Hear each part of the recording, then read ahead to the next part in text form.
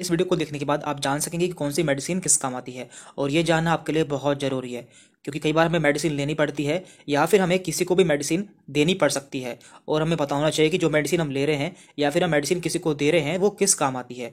तो इस वीडियो में हम जानने की कोशिश करेंगे। तो यहाँ पे हम क्या करने वाले हैं, तो देखिए, हर मेडिसिन में एक सफिक्स होता है, यानी कि मेडिसिन के लास्ट में एक वर्ड होता है जिससे हम जान सकते हैं कि वो मेडिसिन किस क्लास से बिलोंग करती है या फिर किस बीमारी के लिए दी जाती है।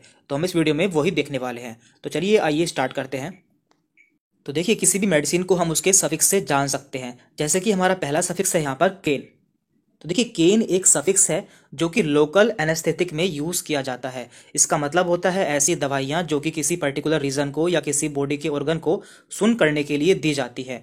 इसके एग्जाम्पल हैं जाइलोकेन, बेंजोकेन, एमाइलोकेन, लीडोकेन।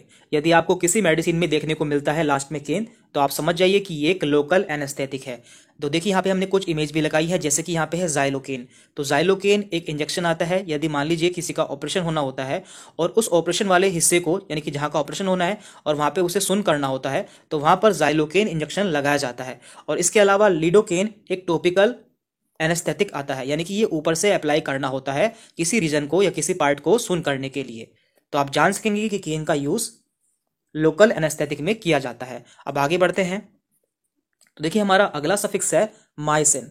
तो माइसिन का यूज किया जाता है एंटीबायोटिक में, यानी कि इन्फेक्शन के लिए। यदि किसी को इन्फेक्शन हो जाता है तो उस कंडीशन में एंटीबायोटिक दी जाती है। इसके एग्जाम्पल है azithromycin, erythromycin, neomycin and streptomycin. तो आप देख सकते हैं कि सबके लास्ट में यहाँ पर माइसिन वर्ड आया है।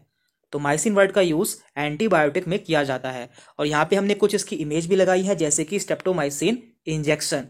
तो ये इंजेक्शन बैक्टीरिया के इन्फेक्शन के रूप में लगाया जाता है, यानी कि किसी को यदि बैक्टीरिया का इन्फेक्शन हो जाता है तो उसे ये इंजेक्शन लगाया जाता है। और यहाँ पे नीचे है नियोमाइसिन। तो नियोमाइसिन ये ऑइंटमेंट है, यानी कि ये ऊपर से लगाई जाने वाली क्रीम है जो कि बैक्टीरिया को किल करती है। तो इस तरह से आप जान पाएंगे कि माइसिन का यूज एंटीबायोटिक के रूप में किया जाता है। अब आगे बढ़ते हैं। हमारा अगला सफिक्स है ओलोल। तो यहाँ पे ओ लोल। तो ये होते हैं बीटा ब्लॉकर्स। तो ये इसका यूज किया जाता है हाइपरटेंशन में या फिर हार्ट अटैक में, यानी कि यदि किसी को हार्ट से संबंधित कोई बीमारी होती है तो उसमें बीटा ब्लॉकर्स का यूज किया जाता है। और इसके एग्जाम्पल्स हैं मेटाप्रोलोल, एटिनोलोल, एस्मोलोल, बीसोप्रोलोल। तो यहाँ पे हमने इसकी इमेज भी लगाई है, एटिनोलोल टैबलेट। तो आप देख सकते हैं जनरली इसका यूज हाई ब्लड प्रेशर के पेशेंट में किया जाता है, यानी कि ऐसे पेशेंट जिनका ब्लड प्रेशर हाई रहता है तो उन्हें ये मेडिसिन दी जाती है। तो इससे आपको याद रहेगा कि बीटा ब्लॉकर्स का यूज हाई ब्लड प्रेशर में या फिर हार्ट की किसी और प्रॉब्लम में किया जाता है। तो अगला सफिक्स है माइड एंड जाइड। तो इन दोनों का मतलब होता है डाययूरेटिक्स। तो इनका काम क्या होता है, ये हमारे यूरिन को बढ़ा देती है, यानी कि इन्हें लेने के बाद हमें बार बार यूरिन आता है। और ये मेडिसिन ऐसे पेशेंट को दी जाती है जिनका ब्लड प्रेशर काफ़ी बड़ा होता है या फिर जिनके शरीर में सूजन होती है, यानी कि एडिमा होता है। तो उन्हें डाययूरेटिक्स दिए जाते हैं। और इसका एग्जाम्पल है फिरोसेमाइड, ब्यूमेटानाइड, बेंजाथाइजाइड एंड क्लोरोथाइजाइड। तो ये दोनों इसका एग्जाम्पल है। यहाँ पे माइड आया है और यहाँ पे जाइड आया है।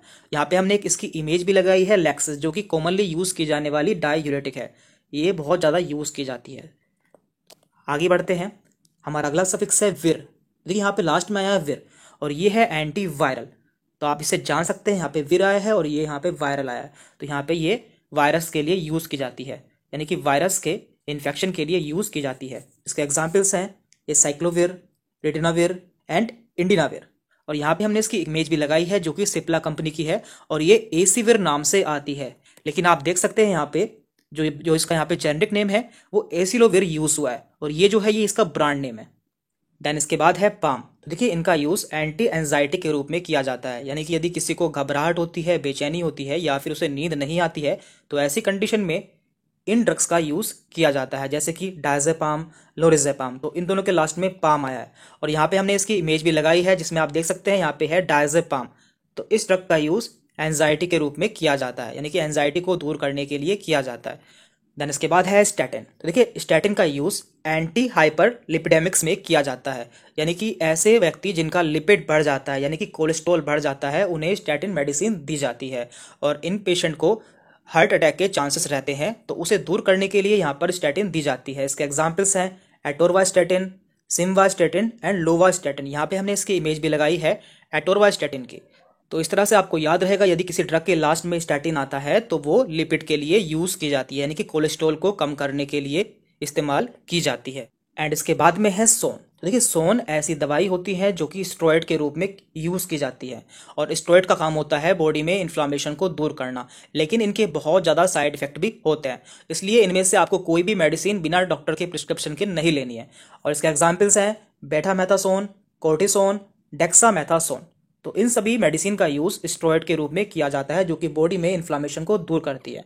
और यहाँ पे हमने इसकी एक इमेज भी लगाई है, तो आप देख सकते हैं कि हर मेडिसिन के ऊपर 2 नाम लिखे होते हैं, जैसे कि यहाँ पे लिखा है डेक्सामेथासोन ऊपर लिखा है और नीचे लिखा है डेक्सोना। तो देखिए, ये जो इसका डेक्सामेथासोन है ये इसका जेनरिक नेम है, जबकि जो डेक्सोना है ये इसका ब्रांड नेम है। तो ब्रांड नेम जो है वो कंपनी डिसाइड करती है, यानी कि कोई भी कंपनी किसी भी पर्टिकुलर जेनरिक नेम का या फिर सॉल्ट का ब्रांड नेम अलग रख सकती है, तो ये डिपेंड करता है, लेकिन आपको देखना होता है कि इसमें कौन सा जेनरिक है, यानी कि कौन सा इसके अंदर सॉल्ट है। तो इस तरह से आप मेडिसिन को पहचान सकते हैं। यहाँ पे हमने मैक्सिमम मेडिसिन कवर कर ली है, और जो मेडिसिन रह गई है वो हम अगली वीडियो में कवर कर लेंगे। और लास्ट में सबसे इंपॉर्टेंट बात देखिए, वीडियो केवल इसलिए बनाई गई है जिससे आप जान सके कि कौन सी मेडिसिन किस काम आती है, लेकिन आपको इनमें से कोई भी मेडिसिन बिना डॉक्टर के प्रिस्क्रिप्शन के नहीं लेनी है, यानी कि आपको ये मेडिसिन खुद से नहीं लेनी है जब तक आपको डॉक्टर सजेस्ट नहीं करते हैं। तो इस वीडियो में इतना ही था। यदि आपको कोई डाउट रहता है तो आप हमसे कमेंट करके पूछ सकते हैं। Thank you very much.